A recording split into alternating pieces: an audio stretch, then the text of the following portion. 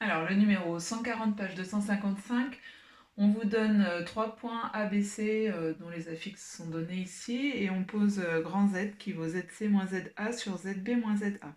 On vous demande d'abord de déterminer le module et un argument de grand Z. Donc il y a plusieurs façons de procéder.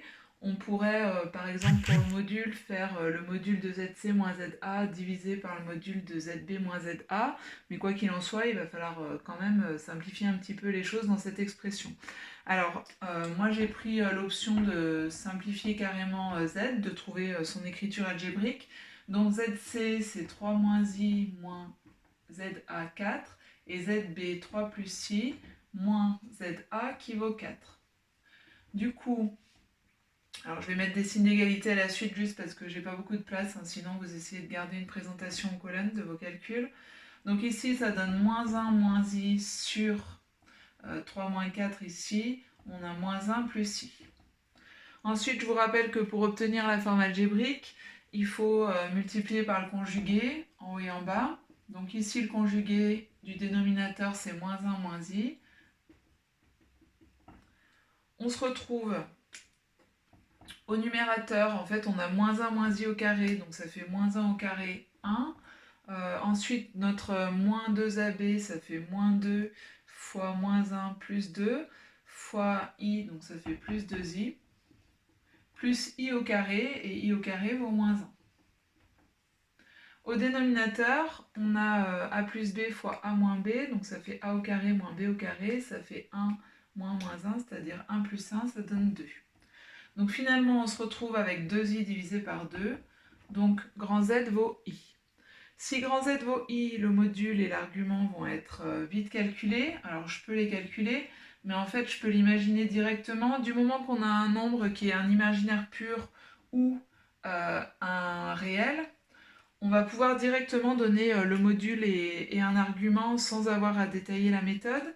I, c'est en fait le point V ici, si je me place dans le repère OUV. Là, ici, j'ai le point d'affixe I. Du coup, il est clair que son module vaut 1. Et un argument, il faut que je prenne l'angle OUOV, donc c'est cet angle-là. Donc un argument vaut pi sur 2. Alors le petit b ensuite, on vous demande en fait une interprétation géométrique. Donc ce qu'il faut retenir du cours, c'est que le module correspond géométriquement à une distance, une longueur, et l'argument correspond à un angle. Alors ici, il y a deux choses du coup à traduire. Première chose, on a trouvé que le module de z vaut 1. Ça veut dire que le module de zc moins za sur zb moins za vaut 1.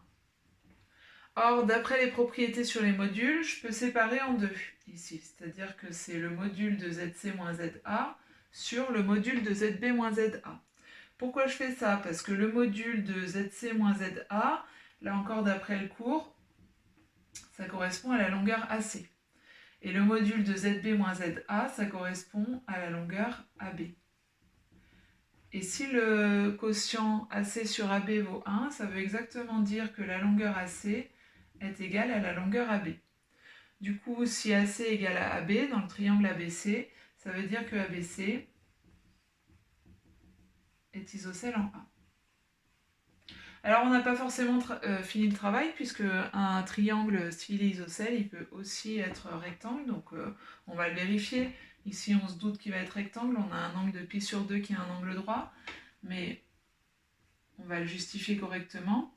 Argument de grand Z vaut pi sur 2, donc si je reprends la valeur de grand Z, ça veut dire argument de ZC moins ZA sur ZB moins ZA qui vaut pi sur 2. Et là, d'après le cours, cet argument, donc quand on a un quotient comme ça, avec la soustraction de deux affixes au numérateur et au dénominateur, ça s'interprète comme un angle orienté. Alors il faut que vous partez dans l'ordre inverse, c'est-à-dire vous partez du bas à droite et vous allez remonter jusqu'en haut à gauche. Donc je prends AB et puis ensuite AC. Donc j'obtiens que l'angle ABAC vaut pi sur 2, ce qui signifie aussi que l'angle A dans le triangle ABC est un angle droit. Donc ça signifie que l'angle non orienté BAC est un angle droit. D'accord? C'est l'angle qui est en A, ABAC. Donc c'est l'angle BAC. Du coup, finalement, le triangle ABC est rectangle en A.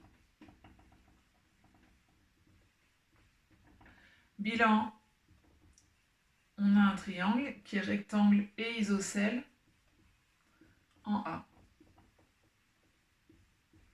Alors de toute façon, s'il est les deux, hein, c'est forcément en le même sommet.